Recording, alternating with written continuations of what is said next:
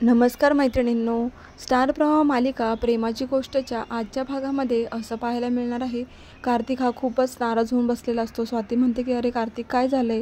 कार्तिक म्हणतो की मला ना स्वाती इथे राहायची इच्छा नाही आहे. झाला तेवढा अपमान खूप झाला, आता इथे राहावंसं नाही वाटत. चल आपण जिथे होतो ना आधी तिथेच जायचं. आत्ताच मी तिकीट बुक करतो. तर स्वाती म्हणते की तुझं बरोबर आहे, मी तुला सोडून राहणार नाही. चल खरंच जाऊया आपण इथून, बस झालं आता.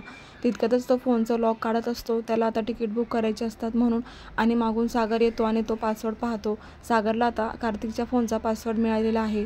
मग आता सागर कार्तिकशी गोड बोलण्याचं नाटक करतो. तो स्वातीला पाहून म्हणतो की मला माहीत आहे सर्व चुकी मुक्ताची आहे आणि त्यात कार्तिकने एवढा मोठा पुरावा दिलाय ना, आता मी त्या मुक्तावर कधीच विश्वास नाही करू शकणार.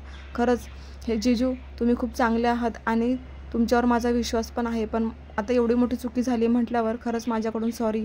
आणि तो माफी मागत असतो. तर कार्तिक म्हणतो की अहो हे काय करत आहे, आणि तो घाईघाईच हात पकडतो सागरचे आणि म्हणतो की तुम्ही आणि माझी माफी मागताय. नाही नाही हे चुकीचं आहे, मला काय वाटत नाही आहे, राहू द्या, असं काही करू नका. तितक्यातच आता त्या दोघांचं बोलणं चालू असतानाच जोरात कार्तिकचा फोन सागरकडून खाली पडतो आणि त्याचा डिस्प्लेच जातो. आता सागर म्हणतो की अहो खरंच चुकून पडलं माझ्याकडून फोन, पण आहे ना मी तुम्हाला रिपेअर करून देतो ना, हा फोन ना माझ्याकडेच राहू द्या, मी आणतो नीट करून, पाहिजे तो तुम्हाला दुसरा फोन घेऊन देतो.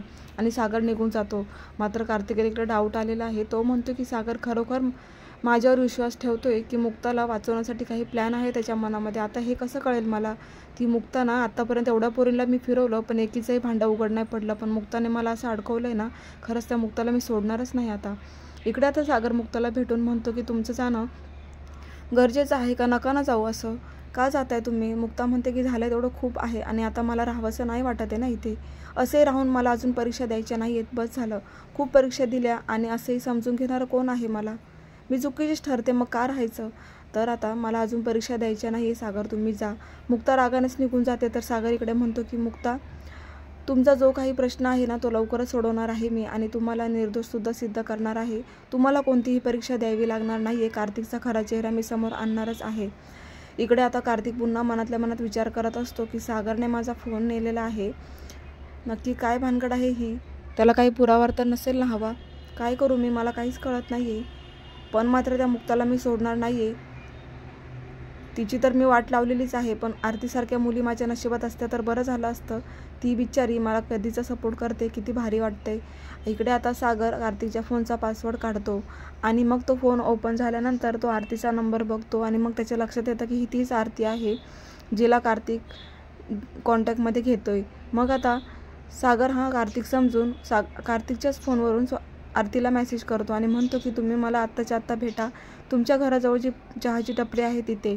आता हा मेसेज आरतीला पोहोचलेला असतो. आरती आता लगेचच तयारी करून गाडीवरती निघते आणि खूप टेन्शनमध्ये असते. ती मनालाच म्हणत असते की आता हा काय करणार आहे, मला का इतकं अर्जंट याने बोलवलं, आता काय करेल, मला तर भीतीच वाटते याची.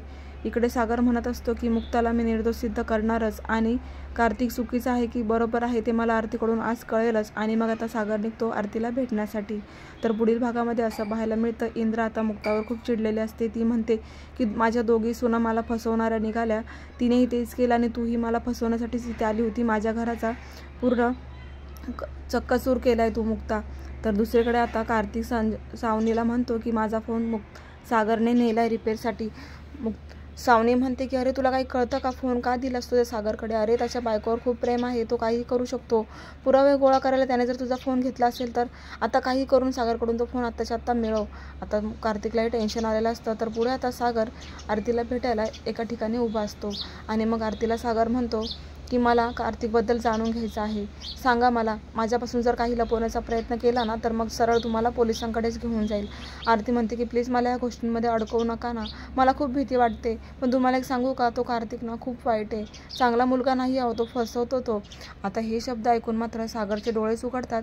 सागरच्या पायाखालची जमीन सरकलेली आहे. कार्तिक नक्की चुकीचा आहे हे आता आरतीकडून सागरला कळालेलं आहे. तर प्रेक्षकांना पुढे खूपच जबरदस्त ट्विस्ट आलेला आहे. एक एपिसोड मिस करू नका, पाहत राहा प्रेमाची गोष्ट.